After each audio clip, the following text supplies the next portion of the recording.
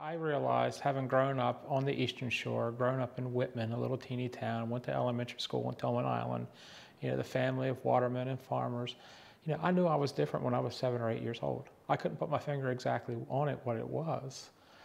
But, when I got to be about 12 or 13 is when it all kind of started coming together for me. And I was born in the early 60s. So we're talking about the mid-70s, and like you said a minute ago, that time was definitely not kind to people who were anything other than cisgender or straight. So it was tough for everybody. It would have been particularly tough around here, and nobody even talked about it. People didn't talk about being gay on the Eastern Shore at that time, much less something like transgender. At that point, I told no one. I told no one for many, many years, and kept truly in the closet for all of my teen years and most of my adult life. I went to college, went to grad school, came out of that, had a successful career, started in banking, and then moved back to the shore in the late 80s. Actually worked for 15 years as the chief financial officer and chief operating officer over at what is now Qlarant, and nobody knew there. I then spent 8 years at Sotera Defense Products, which was the defense manufacturer. I started there running their finance group and actually took over and ran the whole facility. Because in addition to being involved at these higher levels in these organizations, I also, had served on the Economic Development Commission. I had chaired the Economic Development Commission for Talbot County. I had chaired the Chamber of Commerce for Talbot County. I had served on the Public Works Advisory Board at Talbot County.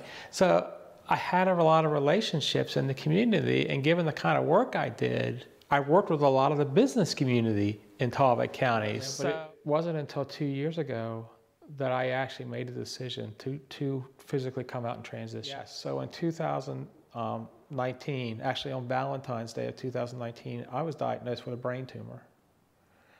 Luckily, it was not cancerous. It was benign. I had it removed in late April of 2019, so just not quite 2 years ago now, and that was the aha moment, because you realize how fleeting life is, and you realize I knew there had been something missing in my life this whole time. I had never felt settled. I have never felt settled in my life, and so the first part of that came when I said to my wife, I've got to transition. I've got to do this, and it wasn't long after that brain surgery.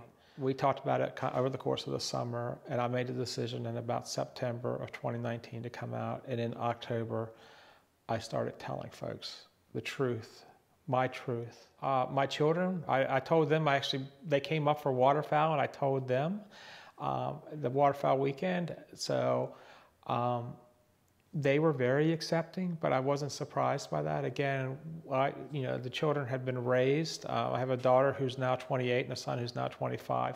But we had taught them to embrace diversity, and I said, so they did, and so my daughter was the first one up. I told her first because she was there a day before my son, and by the end of the day, she was actually helping me shop. And then I had other people who just shut me out of their lives.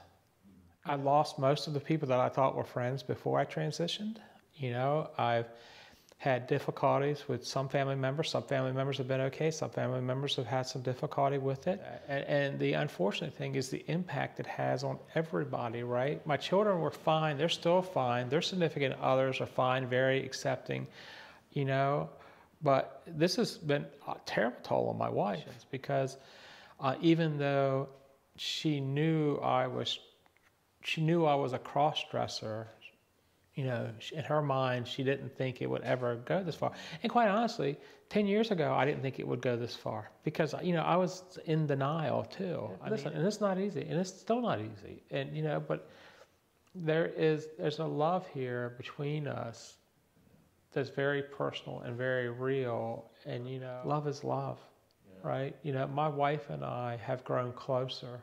I mean, people find that hard to believe, but you have to strip everything down to be able to talk about this and accept it, it took a long time to get to the journey. As I tell folks, when I didn't just come out of the closet, I ripped the doors off the closet when I came out, okay? I didn't, and for some people that was a little off-putting, but for me, that was literally at that point in time, 56 years of pent up inside me. But I feel better about myself today and my future than I ever have, because for the first time in my life, I'm who I am. Yeah.